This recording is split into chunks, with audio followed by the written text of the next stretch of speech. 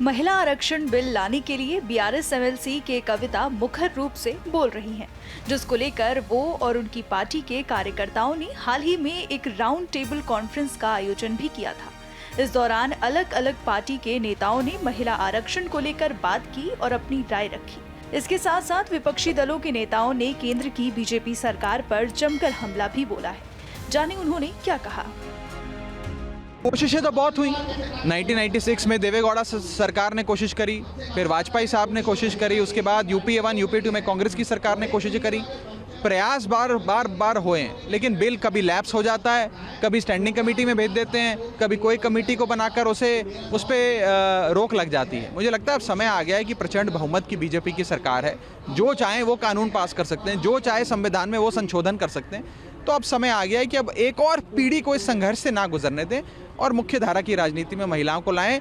मंच पर बैठे और सदन में बैठे हर विचारधारा, हर भाषा, हर प्रांत की पार्टी इसके समर्थन में खड़ी होगी। केंद्र में बैठी बीजेपी सरकार को आज 10 साल होने को आ रहे हैं, लेकिन 10 सालों में प्रचंड बहुमत की सरकार चलाने के बाद भी इतना महत्वपूर्ण बिल जो इस देश की 50% आबादी को प्रभावित करता है, कोई 2-4% को नहीं, 50% आबादी को प्रभावित करता है, अगर उसके लिए कानून नहीं ला पा रही है तो ये सरकार की मिसप्लेस्ड प्रायोरिटीज दिखाता है। तो समय आ गया है कि सरकार से जवाब मांगा जाए। हम इस रिजर्वेशन के पक्ष में हैं और ये फौरी तौर पे होना चाहिए, but there has to be reservation within reservation.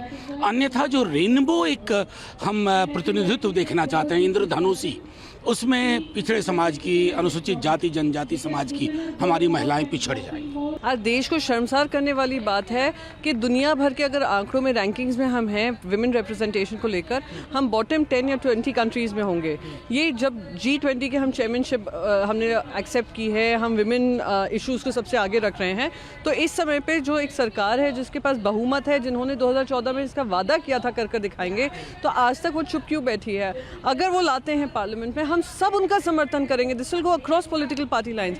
पर महिलाओं को उनका सम्मान, महिलाओं को उनकी जगह राजनीति में हो, सरकार में हो या पोजीशंस ऑफ पावर में हो, मिलनी चाहिए। वहीं के कविता ने इस पर बात करते हुए कहा है कि उन्हें इंतजार है कि कांग्रेस पार्टी की इसको लेकर क्या राय है। अगर इस राउंड टेबल कॉन्फ्रेंस में कांग्रेस नहीं आई तो इसका ये मतलब नहीं है कि वो बिल के समर्थन में नहीं है।